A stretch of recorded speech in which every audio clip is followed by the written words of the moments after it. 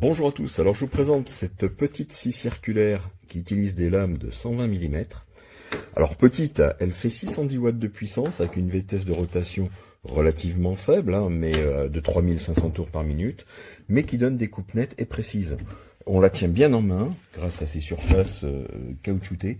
La poignée est très ergonomique. Alors elle est assez lourde, elle fait quand même 2 kg 160, je mettrai ça dans le commentaire de mémoire, sur la balance, équipée de sa lame, de la butée parallèle et de la poignée latérale amovible. Vous avez également de fourni la clé Allen pour le démontage des lames de 120 mm. Ici, vous avez donc la butée automatique qui découvre la lame lors de la coupe, puisque ça vient s'appuyer ici et la lame se dégage petit à petit. Et quand vous arrivez en fin de coupe, hop, elle se reprotège automatiquement. Un cordon d'alimentation long avec un velcro cercable, pratique pour le rangement. Au niveau du fonctionnement, vous avez donc un plateau 240 mm par 90 mm qui donne une bonne stabilité lors de la coupe.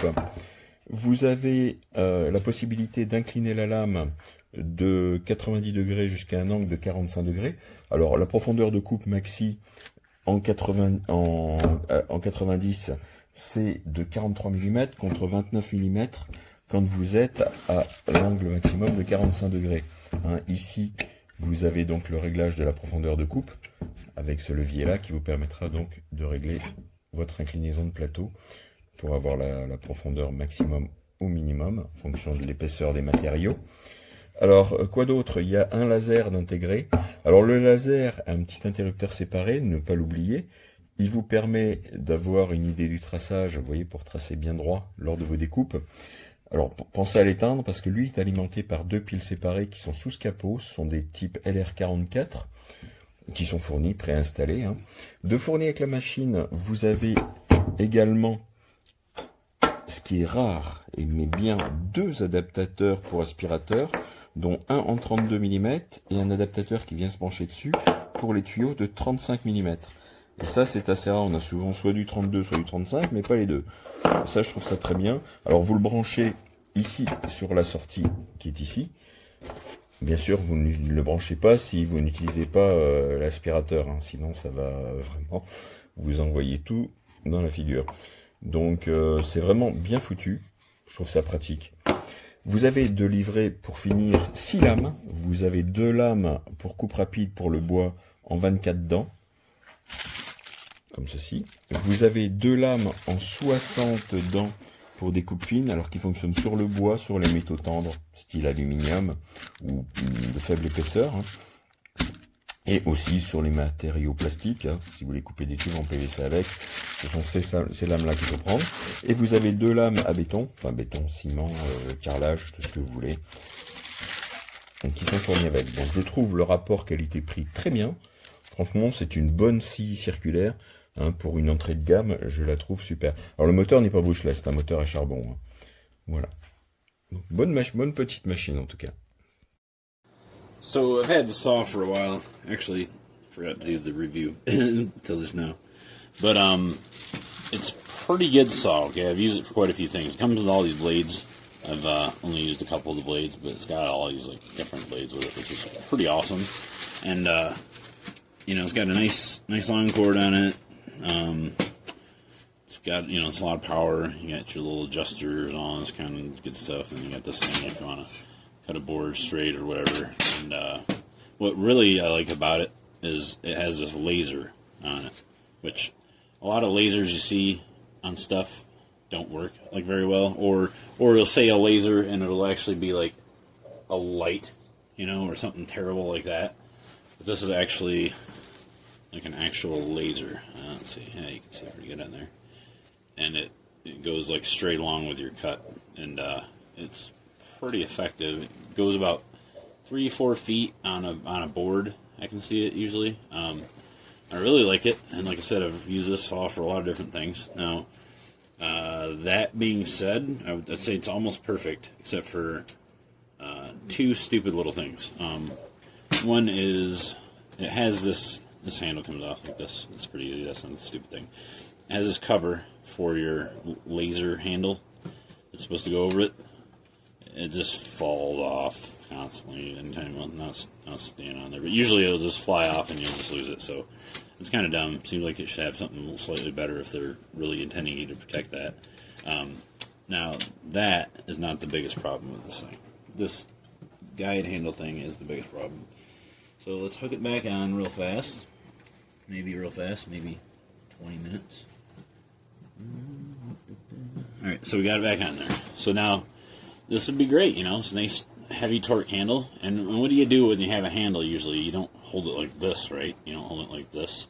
You hold it like that, right up against it, right? That's how I do it. That's what handles are made for. So your whole hand goes on the handle. Well, check this out. When you're sawing this way, it's not the problem if you're on the other side. Well, I don't think so anyway. But if you're sawing and you're going up to your board and you're starting to cut it, well, guess what's going to happen? It's going to push up your blade guard and, oh, look, smashes right into your knuckle. Won't move. So either you got to forego your thumb knuckle and hope you don't forget and, you know, somehow smack your thumb like that or whatever, you know. Or you got to hold it all stupid like this so that it has enough clearance where your hand's like not all the way on the end of it. So that's a pretty big oversight, if you ask me. And all they would have to do to fix it is make this like another half-inch longer, probably, would be good. Other than that, it's a great tool. Just that handle thing was pretty stupid. I'm not sure who thought that was a good plan to not make sure it had enough clearance for the blade guard to come up. Well, it has enough clearance when your hand's not there. Anyway, pretty good saw overall. I like it. Strong.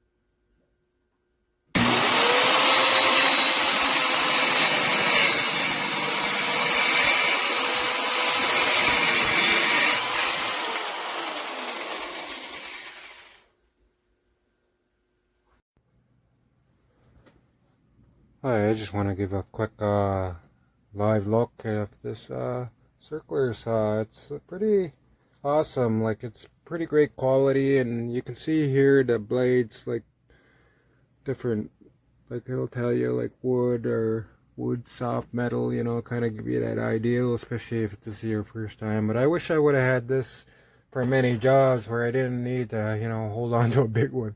You know what I mean? This is pretty awesome. I like it.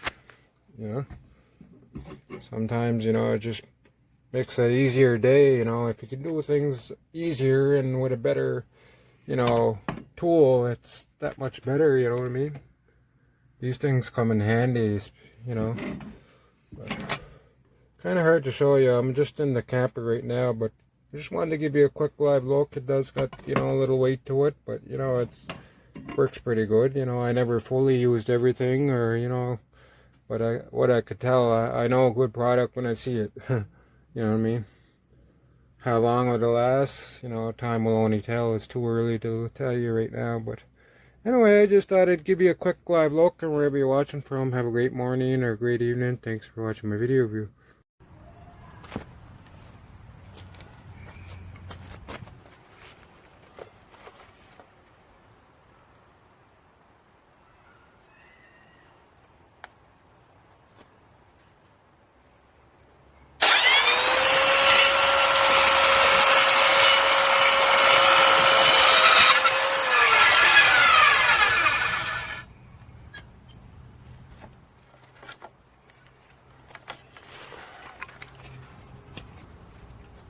Durchziehen geht bei denen nicht, weil die an der Stelle haken. Da bleiben die unten an den Schnittschutz hängen.